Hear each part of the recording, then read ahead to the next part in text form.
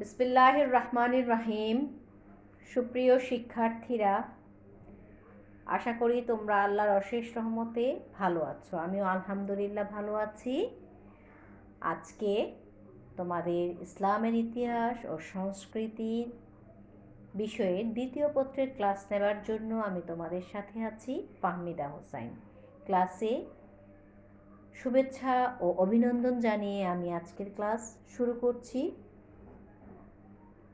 আমরা গত ক্লাসে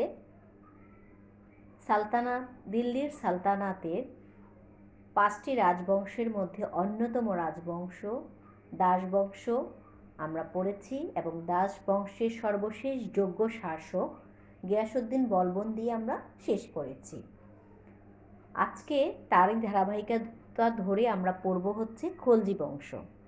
যদিও গিয়াসউদ্দিন বলবনের পরে আমরা জানি যে গিয়াসউদ্দিন বলবন 1286 খ্রিস্টাব্দে মৃত্যুবরণ করেন এবং তার মৃত্যুর পরে 4 বছর তার উত্তরাধিকারীরা ক্ষমতায় থাকে, কিন্তু উত্তরাধিকারীদের অযোগ্য ছিল বলে বা যোগ্যতা তাদের ছিল না বলেই কি হয় যে তাদের পতন ঘটে।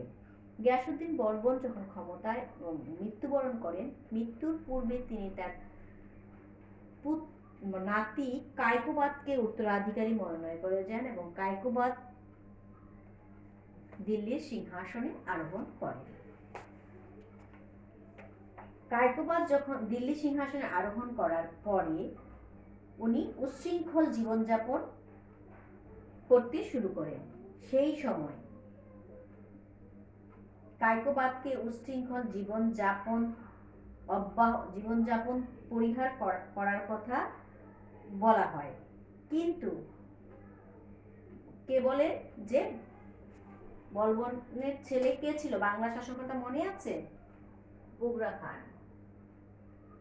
গত ক্লাসে বলেছিলাম যে বগুড়ার নাম হয় কার নাম অনুসারে? বগুড়া খানের নাম অনুসারে। বগুড়া খান 1288 খ্রিস্টাব্দে তিনি তার ছেলে কায়কোবাদকে উচ্ছৃঙ্খল জীবনযাপন যে করছে সেই উচ্ছৃঙ্খল জীবনযাপন পরিহার করতে বলেন, কিন্তু দেখা যায় যে তিনি এসব পরিহার করা থেকে বিরত থাকেন। তখন কায়কোবাদ কোনো এক অপরাধে তার সেনাবাহিনীর প্রধান নিজামুদ্দিনকে তিনি হত্যা করেন। এই হত্যা করে তিনি কাকে সেখানে সেনাপতির দায়িত্ব কাকে দেন বা সেনাবাহিনীর প্রধান কাকে করেন? তিনি এই জালালউদ্দিনকে। ঠিক আছে, জালালউদ্দিন কি ছিলেন? এই খলজি বংশের ব্যক্তি ছিলেন।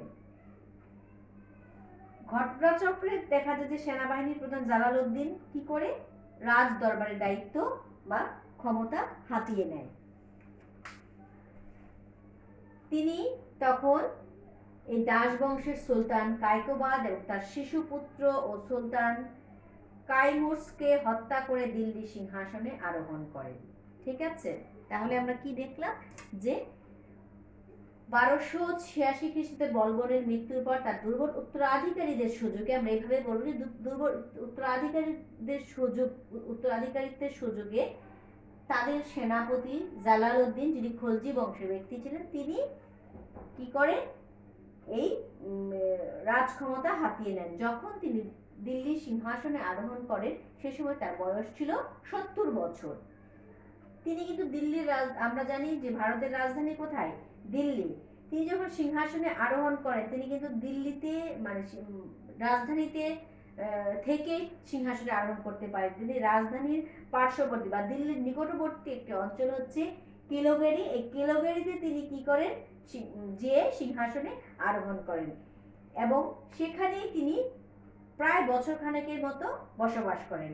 অতঃপর তার মহৎ গুণে বা চারিত্রিক গুণে মুগ্ধ হয়ে দিল্লির অভিজাতগণ তাকে দিল্লিতে আসার আমন্ত্রণ জানান। এরপর তিনি দিল্লিতে এসে অভিজাতদের সহায়তায় এবং খলজি বংশের সংহতি ও ঐক্য প্রতিষ্ঠায় মনোযোগ দেন।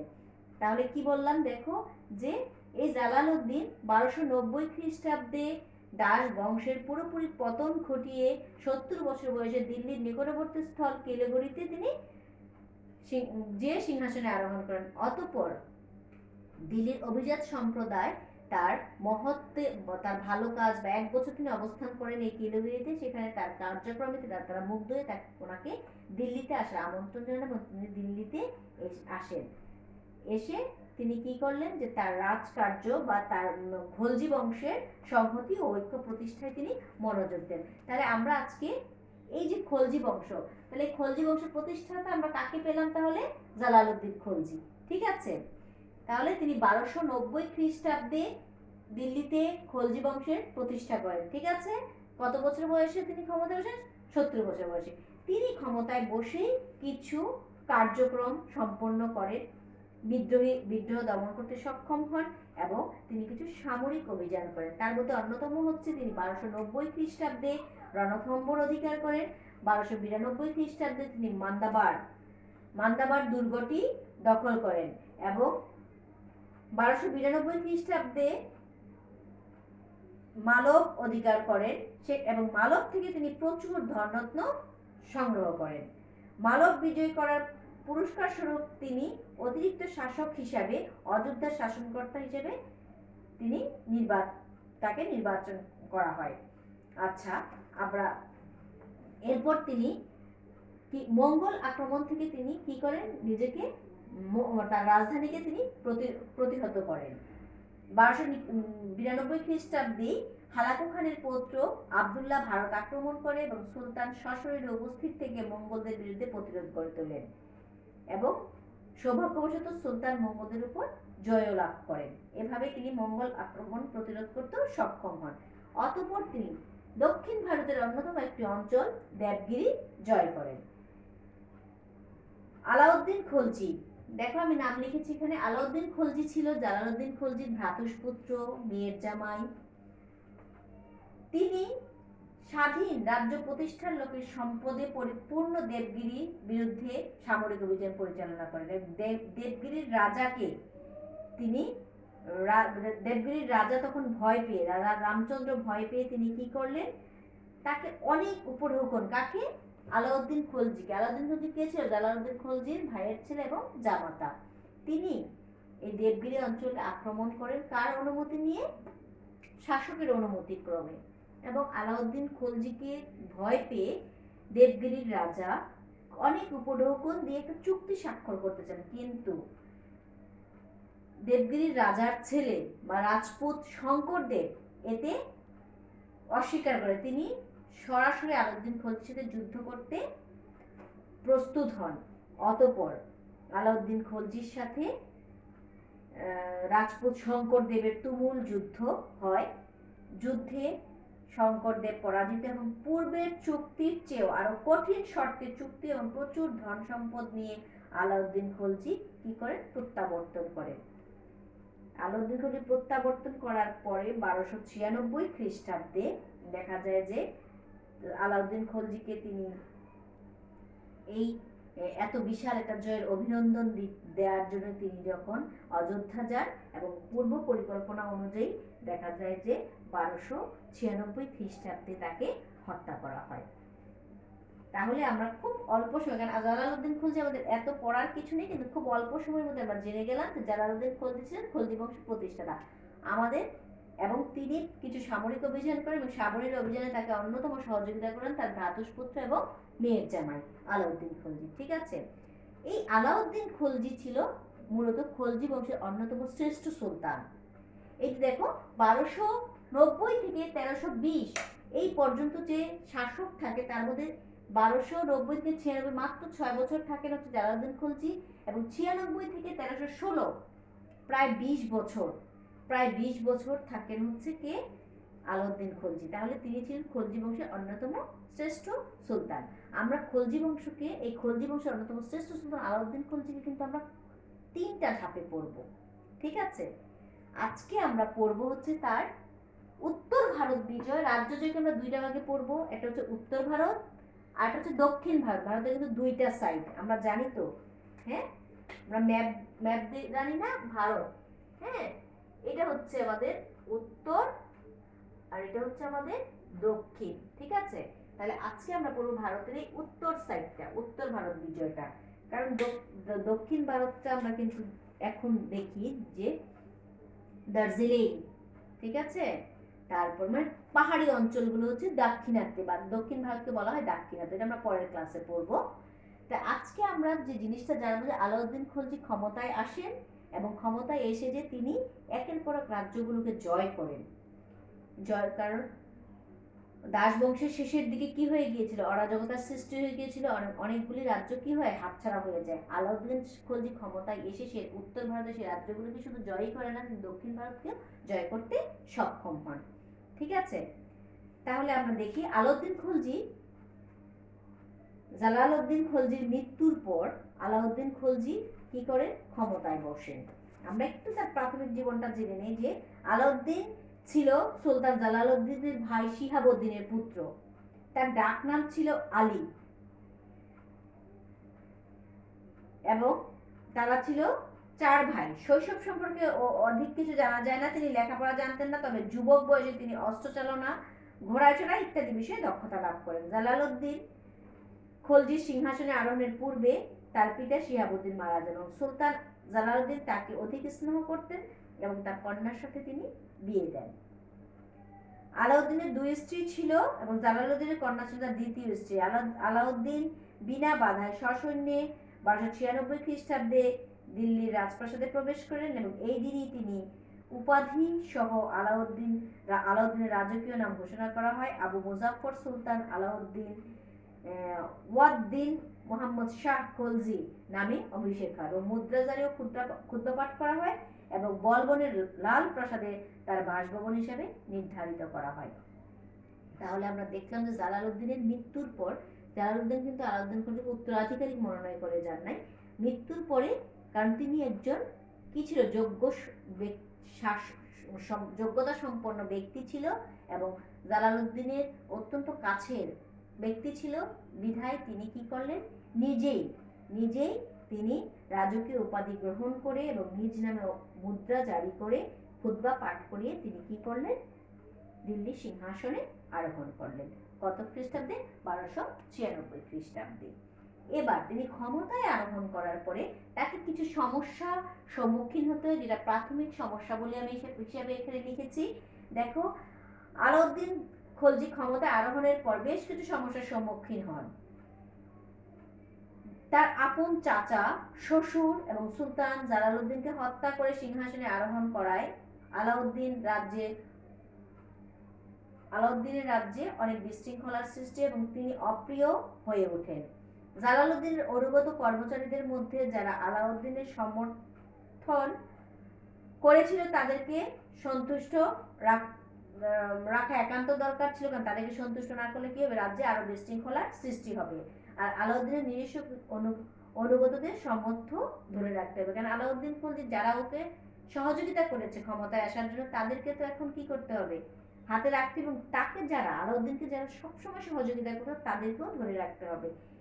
এছাড়াও মূল সমস্যাগুলো হলো প্রাদেশিক এবং কেন্দ্রীয় প্রশাসনের পূর্ণ নিয়ন্ত্রণ প্রতিষ্ঠা, জালালউদ্দিন কর্তৃক পুনর্বাসিত নবমুসলমানদের বিদ্রোহ, ভারতের উত্তর পশ্চিম সীমান্তে মঙ্গলদের আক্রমণ, পাঞ্জাবে খক্কার জাতির উৎপাত, গুজরাট ও তার প্রতিবেশী রাজপুতদের রাজ্যের অশুভ উপস্থিতি। এই যে এই জিনিসগুলো বিভিন্ন অঞ্চলে দেখা যায় যে তখন কেউ কেউ আলাউদ্দিনকে মেনে নেয়, আর জালালউদ্দিনের সমর্থকরা অনেকে আলাউদ্দিনকে কি করে, মানতে নারাজ হয়। তারা বুঝে যায় যে আলাউদ্দিন খলজি ইচ্ছাকৃতভাবে জালালউদ্দিনকে হত্যা করেছে ক্ষমতায় আরোহণ করার জন্য। তিনি কি করলেন, দেখো, তিনি প্রথমেই আলাউদ্দিন খলজি ক্ষমতায় বসে তিনি কি করেন, উচ্চবিলাসী এক সাম্রাজ্যবাদী এক পরিকল্পনা তিনি গ্রহণ করেন। কারণ আলাউদ্দিন খলজি নিজেই ছিলেন একজন উচ্চবিলাসী ব্যক্তি। তিনি নিজেকে দ্বিতীয় আলেকজান্ডার ভাবতে পছন্দ করতেন। এই জন্য তিনি কি করলেন, আলেকজান্ডার যেমন পুরো বিশ্বকে তিনি জয় করতে সক্ষম হয়েছিলেন, সেইভাবে আলাউদ্দিন খলজি প্রথমে তিনি ভারতবর্ষের বিভিন্ন অঞ্চলগুলোকে তিনি জয় করতে সক্ষম হন বা জয়ের পরিকল্পনা করেন। প্রথমে এত সমস্যা থাকা সত্ত্বেও তিনি মনে করলেন যে তিনি যখন তার সাম্রাজ্য অভিযানগুলোকে চালাতে থাকবেন, তখন কি হবে, এই বিদ্রোহগুলি ভীত হয়ে আস্তে আস্তে কি হয়ে যাবে, স্তিমিত হয়ে যাবে। তাহলে তিনি প্রথমেই রাজ্য জয় দিয়ে শুরু করলেন। প্রথমে তিনি কি করলেন, রাজ্য জয়ের উত্তর ভারতের অঞ্চলগুলো, বুঝাতে পারলাম, উত্তর ভারত যেখানে তিনি বসবাস করেন, দিল্লি, দিল্লি তার রাজধানী। এই দিল্লি কেন্দ্রিক, দিল্লির আশপাশের যে অঞ্চলগুলো বর্তমান যেগুলো আছে, যে গুজরাট, তারপরে চিতোর, তারপরে হচ্ছে মালব, এই অঞ্চলগুলোকে তিনি কি করলেন, এখন যেটা মুম্বাই, এখন যে অঞ্চলগুলো, সেই অঞ্চলগুলোকে তিনি প্রথমে মানে নিজের দখলে আনার চেষ্টা করলেন। দেখো, উনি উত্তর ভারতের অন্যতম একটি রাজ্য গুজরাট, এই গুজরাটের বিরুদ্ধে তিনি সর্বপ্রথম তার সামরিক অভিযান প্রেরণ করেন। সিংহাসনে আরোহণের পর আলাউদ্দিন গুজরাট বিজয়ের সিদ্ধান্ত নেন। গুজরাট ছিল কৃষি এবং শিল্পে উন্নত। তাছাড়া সুতি ও রেশমি বস্ত্রের জন্য গুজরাট ছিল বরাবরই বিখ্যাত। তখন গুজরাটের সুরাট ছিল ভারতের শ্রেষ্ঠ বন্দর। গুজরাটের কি নাম বললাম, সুরাট, এটা ছিল ভারতের শ্রেষ্ঠ বন্দর। এই বন্দর দিয়ে পশ্চিম এশিয়ার বিভিন্ন দেশে এবং পূর্ব এশিয়ার সুমাত্রা, জাভা, মালয় প্রভৃতি দ্বীপ দেশের সাথে ভারতের বহির্বাণিজ্য চলত। আলাউদ্দিন খলজি বিভিন্ন দিক বিবেচনা করে 1297 খ্রিস্টাব্দে তিনি কি করলেন, গুজরাটে অভিযান প্রেরণ করেন। তার ভাই উলক খান এবং সেনাপতি নসরত খান এই অভিযানের নেতৃত্ব দেন। তাহলে কি বললাম, আলাউদ্দিন খলজির ভাই কে ছিল, উলক খান।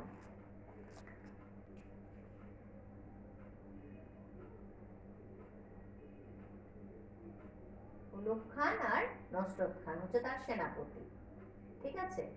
এরা দুজন কি করলেন, নেতৃত্ব দেন এই গুজরাট অভিযানে। আমরা কিন্তু গুজরাটের নাম অনেক আগে আমাদের শোনা, ঠিক আছে। বাগেলা বংশীয় কর্ণদেব ছিল গুজরাটের রাজা। খুব মজার একটু কাহিনী আছে এখানে। গুজরাটের রাজার নাম কি বললাম, কর্ণদেব। তিনি যুদ্ধে পরাজিত হন এবং কন্যা দেবলা দেবীকে নিয়ে কর্ণদেব দেশ থেকে পালিয়ে যান। কিন্তু রানী কমলা দেবী বন্দী হন এবং তাদের দিল্লিতে এনে সুলতান রানী কমলা দেবীকে বিয়ে করেন। সেই সময় গুজরাট থেকে একজন মানে খোজাকে বন্দি করে বা একজন কৃতদাসকে বন্দি করে আনা হয় দিল্লিতে, যাকে আমরা আবার পড়ব। তার নাম হচ্ছে মালিক কাফুর।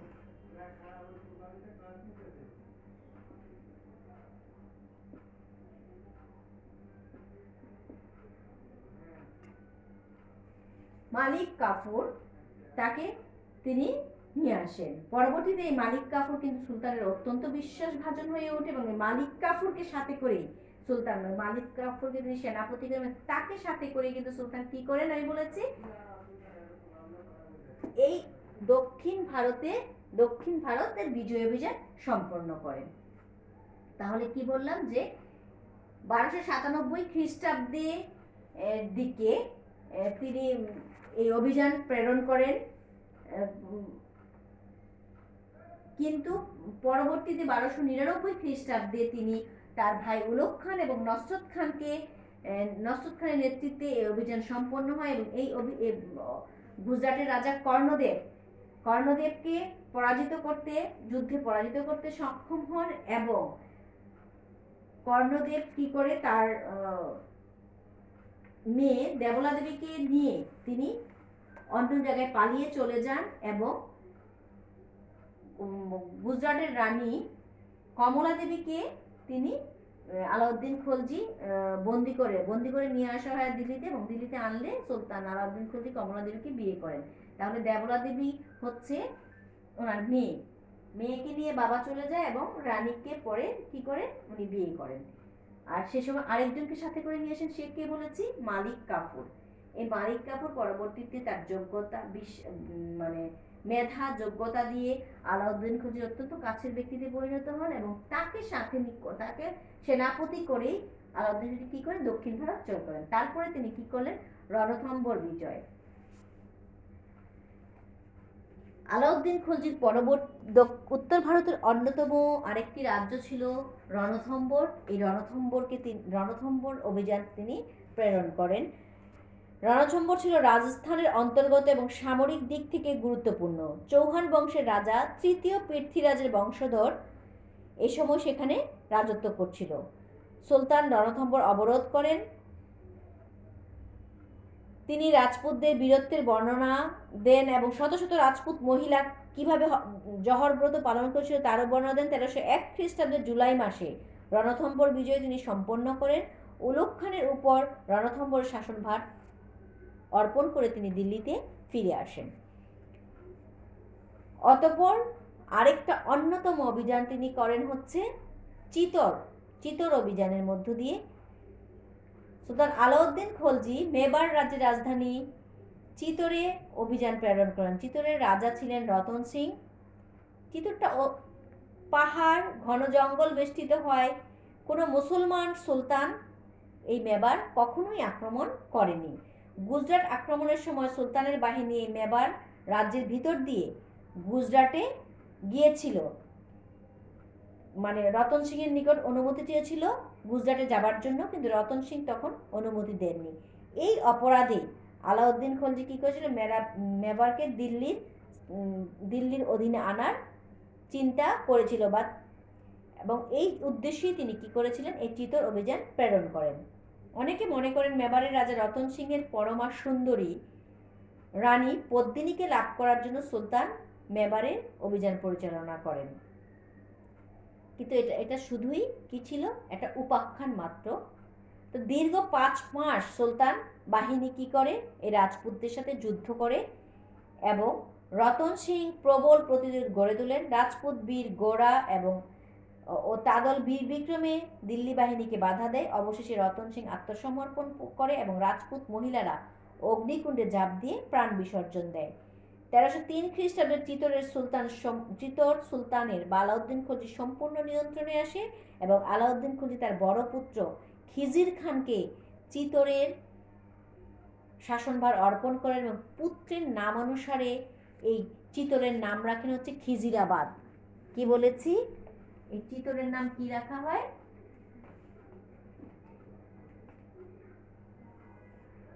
খিজিরাবাদ।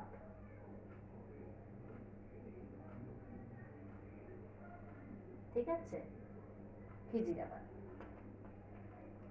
তাহলে আমরা দেখলাম যে চিতর ছিল মালবের রাজধানী, আর এই মালবটা কি মানে পাহাড় এবং গাছগাছালিতে ঘেরাও একটা অঞ্চল শহর ছিল, যেটা কিন্তু কোনো মুসলমান শাসকই জয় করতে সক্ষম হয়নি। কিন্তু আলাউদ্দিন খলজির রাজকীয় বাহিনী যখন গুজরাট আক্রমণ করার জন্য যায় তখন তারা এই চিতরের ভিতর দিয়ে বা মেবারের ভিতর দিয়ে যেতে চেয়েছিল, কিন্তু মেবারের রাজা রতন সিং সে অনুমতি দেয়নি। এই অপরাধেই কিন্তু চিতর আক্রমণ করা হয় এবং একটি উপাখ্যানও আছে বা গল্পও আছে যে চিতরের রানী অনিন্দ সুন্দর রানী, সেই রানীর জন্য পরমা সুন্দরী রানী সেই পদ্মিনীকে লাভ করার জন্য আলাউদ্দিন খলজি এই অভিযান প্রেরণ করেন। আসলে এটি শুধুই একটি গল্প, এটির কোনো ঐতিহাসিক ভিত্তি নেই। অতঃপর কি করে, চিতর অভিযান করেন এবং দীর্ঘ 5 মাস অবরোধ করে রাখার পর বা রাজপুত বাহিনীদের সাথে যুদ্ধ করার পরে রাজপুত রাজা রতন সিং আত্মসমর্পণ করে এবং রাজপুত্র মহিলারা আগুনে ঝাঁপ দেয়। অতঃপর 1303 খ্রিস্টাব্দে সুলতান সম্পূর্ণরূপে চিতর জয় করেন এবং চিতরের দায়িত্ব তার বড় ছেলে খিজির খানের উপর ন্যস্ত করেন এবং এর নাম অনুসারে এই শহরটির নামকরণ করা হয় খিজিরাবাদ। তারপর আসি আমরা মালব। দেখো এই পাশে লেখা আছে যে মালব জয়। আলাউদ্দিন খলজি মালবকে দিল্লি সাম্রাজ্যভুক্ত করার জন্য তিনি সামরিক অভিযান প্রেরণ করেন। আইনুল মুলক ছিলেন মুসলিম বাহিনীর প্রধান। এ বাহিনীর 10,000 সৈন্য ছিল। মালবের রাজা রায়মহল্লাক দেব তিনি তার বৈমাত্র ভাই হরনন্দ, যিনি কোকা নামে অধিক পরিচিত। তার নেতৃত্বে 40,000 অশ্বারোহী 1 লক্ষ পদাতিক বাহিনী গঠন করেন। এক প্রচন্ড রক্তক্ষয়ী যুদ্ধ হয়। শুরুতেই হরনন্দ বা কোকা নিহত হয়, ফলে মাহালাক দেবের বাহিনী বিশৃঙ্খল হয়ে পড়ে এবং চূড়ান্ত পর্যায়ে পরাজিত হয়। এই অভিযানে আলাউদ্দিন খলজি বা সুলতান বাহিনী মন্ডু, ধার, চান্দেরি, উজ্জয়িনী দখল করতে সক্ষম এবং আইনুল মুলককে মালবের প্রশাসক নির্বাচিত করা হয়। অতঃপর মারওয়ার রাজস্থানের অন্য একটি গুরুত্বপূর্ণ রাজ্য ছিল মারওয়ার। সুলতান নিজেই অভিযানে নেতৃত্ব দেন। এ রাজ্যে বিখ্যাত দুর্গ ছিল সিওয়ানা দুর্গ। আলাউদ্দিন খলজি 1308 খ্রিস্টাব্দে দুর্গ অবরোধ করেন এবং সিওয়ানা দুর্গের প্রধান সাতালদের খলজির বিরুদ্ধে প্রবল প্রতিরোধ গড়ে তোলে এবং শেষ পর্যন্ত পরাজিত হন। উত্তর ভারতের সর্বশেষ রাজ্য ছিল জালোর। জালোর ছিল রাজস্থানের অন্তর্গত মারওয়ারের প্রতিবেশী রাজ্য। জালোরের রাজা ছিলেন কানহরদেব। তিনি সুলতানের বসতি স্বীকার করতে অস্বীকার করেন। সুলতান একটি সামরিক বাহিনী প্রেরণ করেন। এই বাহিনীর নিকট জালোর রাজা পরাজিত ও নিহত হয় এবং জালোরের পতনের সাথে সাথে ছোটখাটো রাজপুত রাজ্যগুলো সুলতানের নিকট আনুগত্য প্রকাশ করে এবং সেই সাথে সাথে সুলতানের উত্তর ভারতমুখী অভিযানের পরিসমাপ্তি ঘটে। তাহলে আমরা দেখলাম যে 1299 খ্রিস্টাব্দে আলাউদ্দিন খলজি 1297 খ্রিস্টাব্দ থেকে তিনি শুরু করেন। 1297 খ্রিস্টাব্দে আলাউদ্দিন খলজি যে উত্তর ভারত অভিযান শুরু করেন সেটা 1311 খ্রিস্টাব্দ যে শেষ হয় এবং তিনি উত্তর ভারত অভিযানের সর্বপ্রথম উত্তর ভারতের রাজ্য গুজরাটের বিরুদ্ধে অভিযান করেন, রণথম্বরের বিরুদ্ধে অভিযান করেন, চিতোর অভিযান করেন, মালব অভিযান করেন, মারওয়ার অভিযান করেন এবং জালোর রাজ্যের মাধ্যমে তার উত্তর ভারত অভিযান সমাপ্ত করেন। তাহলে আমরা দেখলাম যে তার এই অভিযানগুলোর মধ্যে অন্যতম অভিযান হচ্ছে দুটো, একটা হচ্ছে গুজরাট আর একটা হচ্ছে চিতোর। গুজরাট অভিযান অত্যন্ত গুরুত্বপূর্ণ এই জন্য কারণ গুজরাট অভিযান করে তিনি সেখানে কি পান, রানী কমলা দেবীকে পান এবং সেই সাথে আরেকজন সেনাপতি বা আরেকজন ব্যক্তিকে তিনি পান যা পরবর্তী তাকে দক্ষিণ ভারত অভিযান করতে বা দক্ষিণ ভারত জয় করতে সাহায্য করেন। তিনি হচ্ছে মালিক কাফুর। আর চিতোর অভিযান করে তিনি কি করলেন, তার ছেলের নাম অনুসারে চিতোরের নামকরণ রাখেন খিজিরাবাদ। তাহলে আমরা দেখলাম যে তথাকথিত দাস বংশের পতন ঘটিয়ে বগুড়া খানের পুত্র কায়কোবাদের অন্যতম সেনাপতি জালালউদ্দিন 1290 খ্রিস্টাব্দে 70 বছর বয়সে তিনি সিংহাসনে আরোহণ করেন এবং সিংহাসনে আরোহণ করে কয়েকটি সামরিক অভিযান পরিচালনা করেন। এই সামরিক অভিযান পরিচালনা করার সময় তাকে সাহায্য করেন কে, তার ভ্রাতুষ্পুত্র আলাউদ্দিন খলজি। এবং সামরিক অভিযানের সফলতার জন্য তাকে অভিনন্দন জানানোর জন্য যখন আলাউদ্দিন খলজির ওখানে যান তখন পরিকল্পিতভাবে পূর্ব পরিকল্পনা অনুযায়ী তাকে হত্যা করা হয় এবং তার হত্যার পরপরই আলাউদ্দিন খলজি দিল্লির সিংহাসনে আরোহণ করেন। তিনি যখন সিংহাসনে আরোহণ করেন আমরা দেখলাম যে কী হলো, রাজ্যে নানা সমস্যা সৃষ্টি হলো। এই নানা সমস্যাকে দমন করার জন্য তিনি কি করলেন, তার উচ্চবিলাসী তিনি বিজয় অভিযানের দিকে মনোযোগ দেন এবং তিনি মনে করলেন এই বিজয় অভিযান দ্বারাই তিনি কি করতে পারবেন, তার সমস্ত সমস্যা বা সমস্ত বিশৃঙ্খলকে তিনি দমন করতে সক্ষম হবেন। তিনি সর্বপ্রথম ভারতকে তিনি দুইটা ভাগে ভাগ করে জয়লাভ করেন, তার মধ্যে একটা ছিল উত্তর ভারত, একটা হচ্ছে দক্ষিণ ভারত। আমরা আজকে পড়লাম হচ্ছে আলাউদ্দিন খলজির উত্তর ভারত বিজয়। উত্তর ভারত বিজয় প্রশ্নটা কিন্তু তোমাদের আসে, এর মধ্যে সবচেয়ে ইম্পর্টেন্ট দুটো আমি পড়িয়েছি। উত্তর ভারতের দুটি অঞ্চল, একটা হচ্ছে গুজরাট আর একটা হচ্ছে চিতোর। তাহলে গুজরাট অভিযানটা তিনি করেন 1297 থেকে, এখানে আমি এইটা লিখে দিই তোমাদের, 97 থেকে 99, ঠিক আছে, এই সময়টার মধ্যে তিনি কি করলেন, 1297 থেকে 99, হ্যাঁ, এই সময়টার মধ্যে তিনি কি করলেন, এই উত্তর ভারতটাকে তিনি গুজরাটটাকে জয় করলেন। এই গুজরাটের অন্যতম রাজা ছিল হচ্ছে কর্ণদেব। কর্ণদেবের সাথে যুদ্ধ হয় এবং যুদ্ধে পরাজিত হয়ে কর্ণদেব তার কন্যা দেবলা দেবীকে সাথে নিয়ে তিনি অন্যত্র পালিয়ে যান। কিন্তু রানী কমলা দেবীকে এবং তার সাথে অন্যতম খোজা মালিক কাফুরকে বন্দি করে দিল্লিতে আনা হয়, এবং দিল্লিতে আনলে আলাউদ্দিন খলজি কমলা দেবীকে বিয়ে করেন, এবং মালিক কাফুর তার যোগ্যতা দিয়ে তিনি আলাউদ্দিন খলজির অত্যন্ত স্নেহভাজনে পরিণত হন। অতঃপর তিনি রণথম্বর অভিযান করেন, এবং তারপর তিনি চিতোর অন্যতম রাজপুত রাজ্য তিনি জয় করতে, অন্যতম রাজপুতদের অন্যতম রাজ্য হচ্ছে মেবার, সেই মেবারের রাজধানী চিতোর জয় করতে তিনি সক্ষম হন, এবং চিতোর জয় করে তিনি তার বড় ছেলেকে সেখানকার শাসনভার অর্পণ করেন বড় ছেলের হাতে, এবং ছেলের নাম অনুসারে খিজরাবাদ নামকরণ করা হয়। তারপর তিনি মালব অভিযান করেন, তার অন্যতম সেনাপতি মাধ্যমে তিনি মালব আইনুল মুলক তিনি এই মালব অভিযানের নেতৃত্ব দান করেন এবং মালব অভিযান করতে সক্ষম হন। তারপর তিনি মালোয়ার এবং সর্বশেষ তিনি জালোর অভিযান করে উত্তর ভারত অভিযান সমাপ্ত করেন। তাহলে আমরা এই পড়লাম হচ্ছে খলজি বংশ, যেটা 1290 থেকে শুরু হয় 1320 পর্যন্ত। তার মধ্যে এই 30 বছরের মধ্যে 20 বছরের রাজত্ব করেছে আলাউদ্দিন খলজি। এর জন্য আলাউদ্দিন খলজিকে তিনি হচ্ছে অন্যতম একজন যোগ্য শাসক, খলজি বংশের অন্যতম শাসক এই জন্য। কিন্তু খলজি বংশের প্রতিষ্ঠাতা হচ্ছে জালালউদ্দিন খলজি। আমরা আলাউদ্দিন খলজিকে 3টা ভাগে ভাগ করে পড়বো। আজকে আমরা তার উত্তর ভারতটা পড়লাম। নেক্সট ক্লাসে আমরা আসবো তার দক্ষিণ ভারত এবং তার শাসন ব্যবস্থা নিয়ে, পরবর্তীতে আসবো তার মূল্য নিয়ন্ত্রণ পদ্ধতি নিয়ে। ঠিক আছে, তাহলে আজকে তোমরা এই পর্যন্তই থাকো। তোমরা বাসায় এটা পড়বে, এবং যেখানে বুঝবে না, অনেক সহজ, আমি ইজি করে পড়ানোর চেষ্টা করেছি। তোমরা না বুঝলে অবশ্যই আমার সাথে শেয়ার করবে। ভালো থেকো। Thank you all.